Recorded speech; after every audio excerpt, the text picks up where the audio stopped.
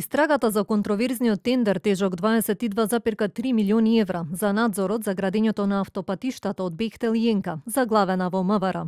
Од обвинителството за гонење на организиран криминал и корупција за телевизија 24 велат дека се уште ги чекаат извештаите од полицијата. Оттаму потенцираат дека обвинителот кој што го води предметот дури праќал и ургенции до МВР. По наредби на предметниот јавен обвинител од основното јавно обвинителство за гонење на организиран криминал и корупција, Министерството за внатрешни работи презема действија во врска со предметот за кој покажавте интерес, со оглед дека станува збор за подолг временски период во кој постапуваат службите во МВР. Јавниот обвинител упати низ ургенции со цел поскоро добивање на извештаите по наредбите и расветлување на случајот. Од МВР не откриваат кои активности ги превземаат и каде, заглавена работата. Само кратко порачуваат дека се анализираат документи пошто допрва ќе следеле проверки.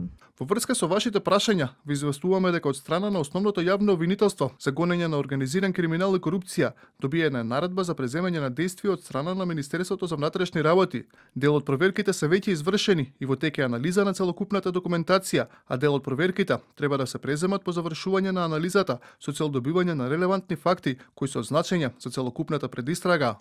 И додека се чини за случајот со скандалозниот избор на компанијата Ирада за надзор на Бехтел и Јенка, кој ВМРО ДПМН и Христијан Мицковски го критикуваа жестоко како опозиција, јавноста ќе почека за одговори. Конзорциумот кој беше окарактеризиран како скандалозен и контроверзен од опозиционерот Мицковски, сега е добар за неговите функционери.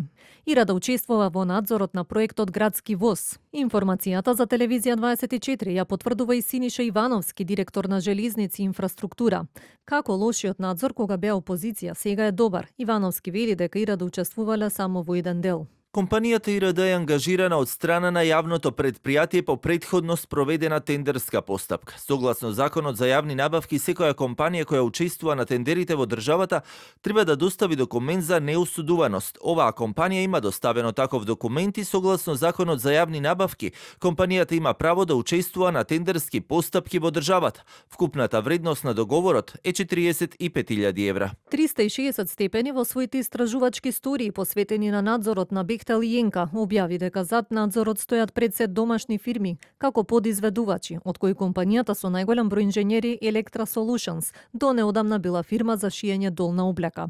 А таа добила најголем дел од 22,3 милионскиот тендер за надзор на автопатиштата, кој ќе ги гради Бехтел и Јенка. Фирмата Electra Solutions добила 8,3 милиони евра, додека Евроконсалтинг на Бранислав Димитриевиќ, за кого има обвиненија во Ерменија, 7,1 милиони евра од тендерот. Од останатите пари 4,1 милиони евра одат кај Ирада Инженеринг од Италија, додека услугите на локалната канцеларија на Ирада во Скопје ќе чинат околу 2,4 милиони евра. За последниот партнер во конзорциумот шпанско-кинеска Ептиса се предвидени 400.000 евра.